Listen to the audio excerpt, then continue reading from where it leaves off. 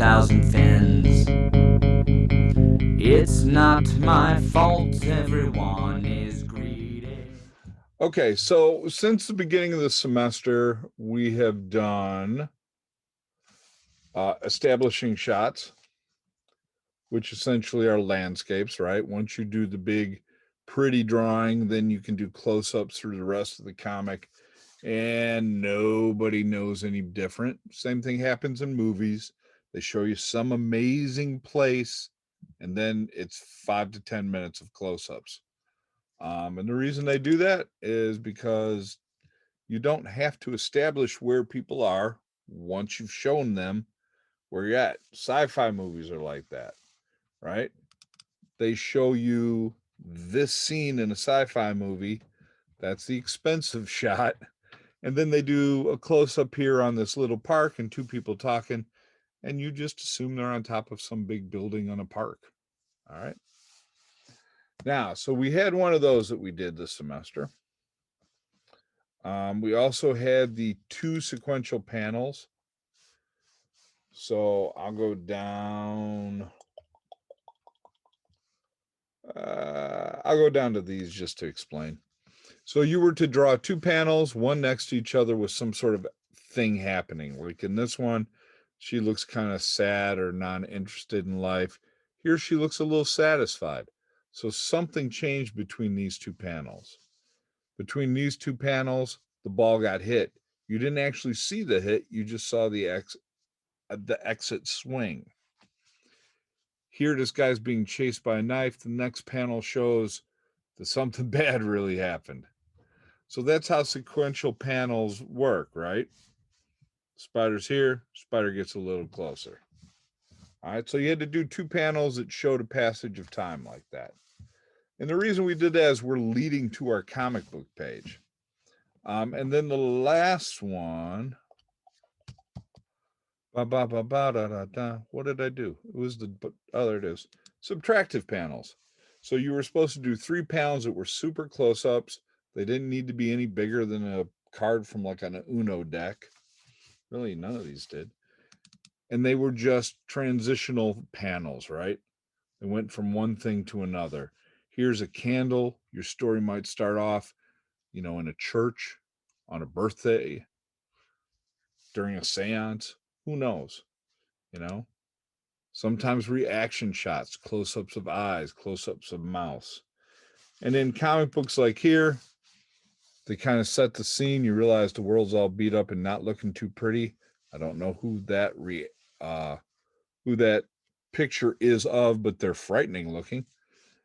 We have a subtractive of her looking at her tattoo, pan back to her face, taking a picture, a subtractive of a phone. So your subtractive shots could be super easy. All right.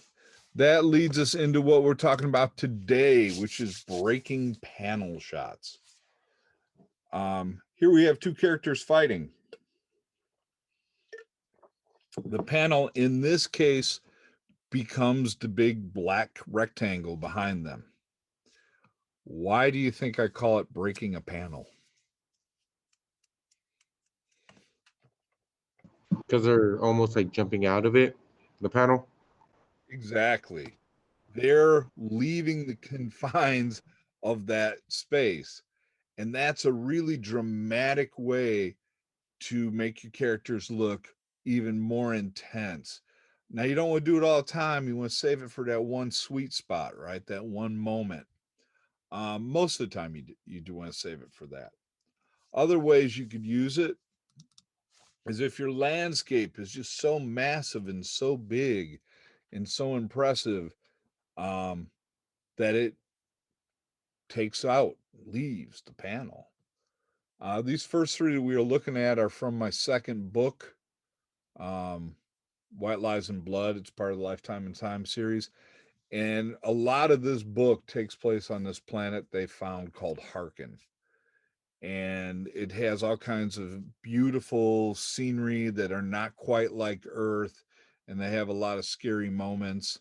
So I basically decided to do everything in the novel sideways. So, like when you hold the book, you have to turn it to look at these drawings just because I knew there would be a lot of landscapes, and because I try to change up the drawing format from book to book. All right.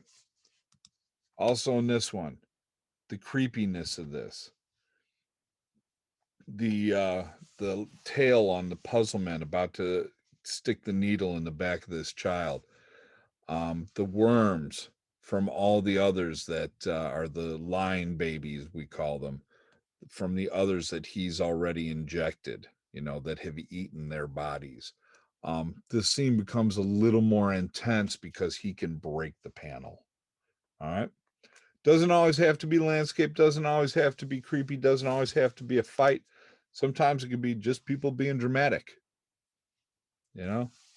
She's popping out of the panel. This thing, I forget what that was called. It was a good comic series though, but that allowed him to travel in time. Boom, Captain Britain breaking through.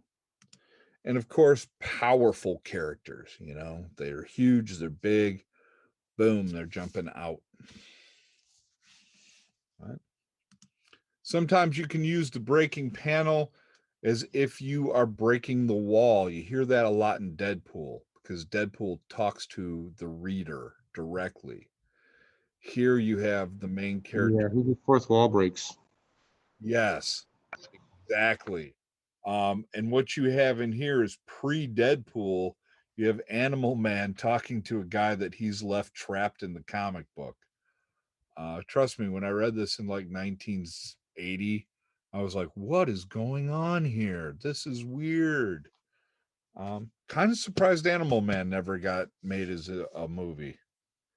It's kind of weird like Deadpool, but even more so because he can basically grab any animal's power. So there's a part where he loses an arm, like in a battle, somebody actually rips his arm off and he lays there bleeding in an alley and he reaches out and he finds like a worm or something that can regenerate. And by, 20 minutes later, he has a new arm, which is kind of what Deadpool does, except not with animal powers.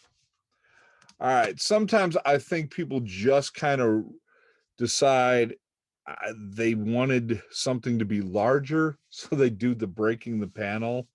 Whoops. Back to Killraven.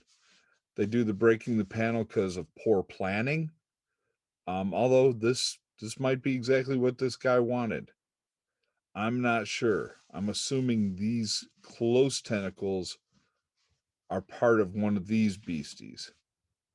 But he's breaking the panel looking, horrified at what he's seeing. Here, there wasn't enough space to show Spider-Man's sorrow, standing over the grave of the original Spider-Man, so they made the head break. Here in a fight scene, you see weapons break. This is a very classic breaking panel trick. Oh my gosh, that swing went so big it went through the panel. My bad. I shouldn't have done it. And then over here, you have, of course, just like the Red Hulk, you have the Green Hulk breaking into the panels. So we're basically going to do a breaking panel today. Your subject matter is going to be up to you. I'll show you a couple of tricks on the drawing table in a minute. Why are we doing this? We are leading up to your page or 2-page story of your comic. Now, I think it would be a great idea for your comic pages if you did an introduction of your character. And if that takes place in a fight, if that takes place while something else is happening and it's mostly in the narrative box, you could do that. This is 2 pages out of The Ultimate Spider-Man, which is one of the greatest series in comic book history. Because honestly, I didn't really everybody likes Spider-Man when they're a kid. When you get to be adult, you're like, I like Wolverine. I like these darker characters. They restarted Spider-Man back around 2003. And it was amazing because they did everything with him that a normal kid would do if he got Spider-Man's powers. He doesn't hide it from the girl he likes. He tells her right away. he makes a lot of bad mistakes. Everybody knows his identity because he's not as careful as he thinks he's being.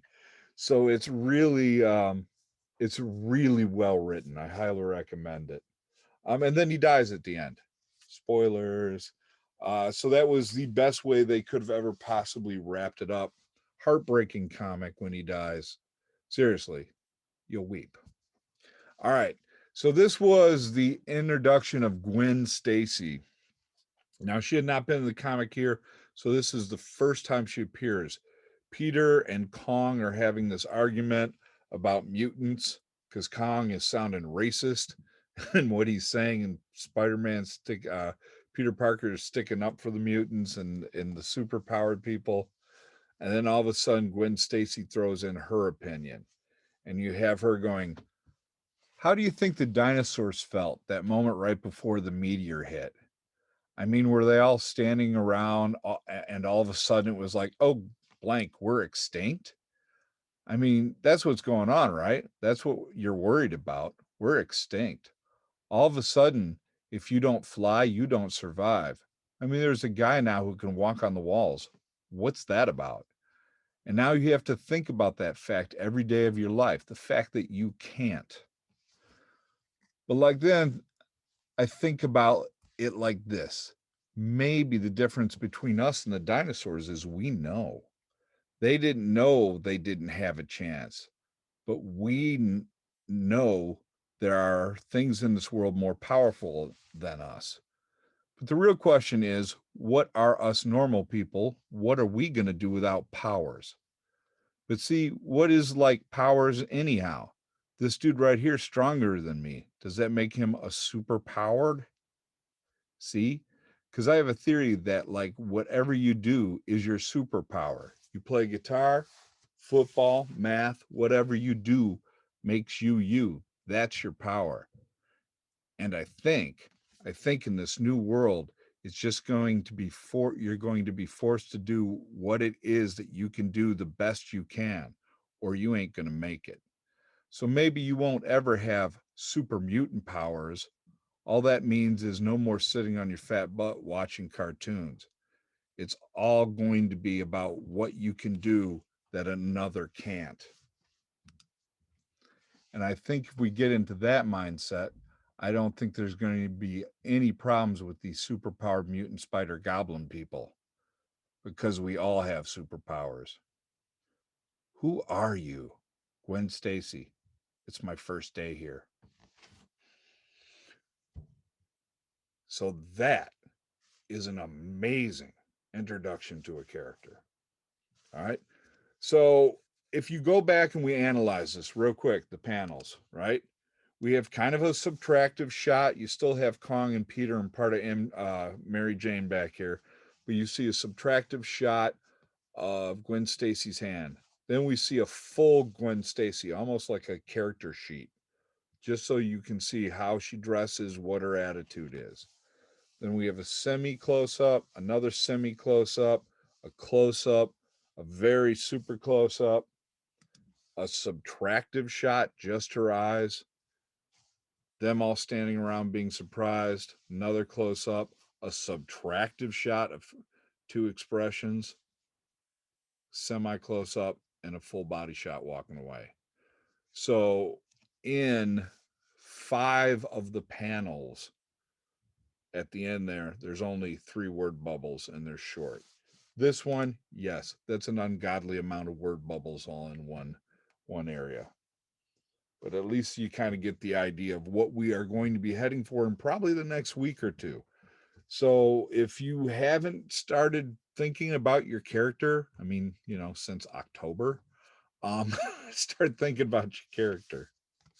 All right, I'm going to stop this share and I'm going to head over to my table just to show you what you can do. All right. Okay.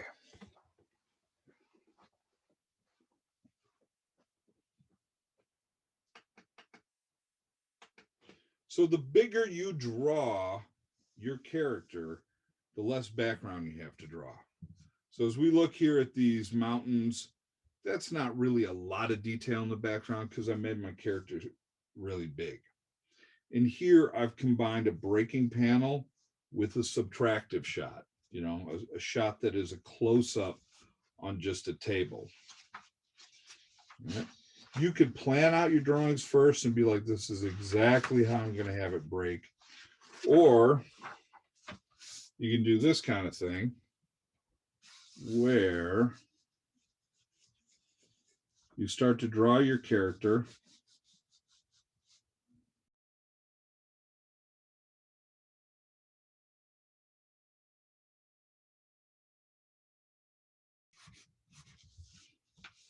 And once you draw your character, assuming you finish it, I'm not really going too far with this.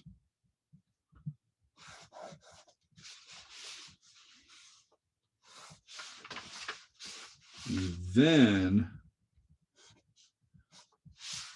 can put your panel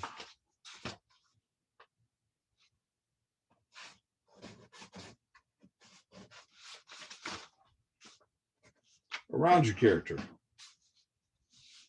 You can do it that way.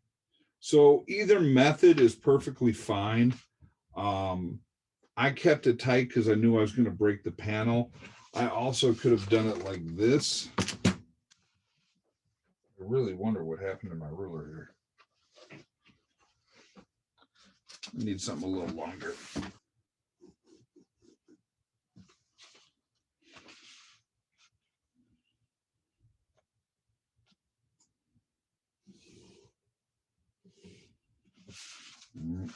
So there really is seriously something to be said about finishing the drawing first.